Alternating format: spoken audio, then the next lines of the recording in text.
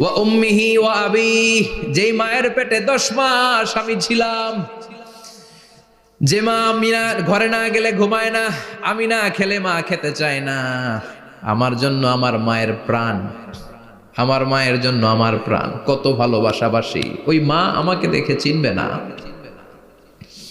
আমি নাকি আমার মাকে দেখে চিনব না। আমি আমার বাবারে দেখে পালাবো। ছোটবেলা থেকে কোলে পিঠে করে আমার বাবা আমারে মানুষ করলো।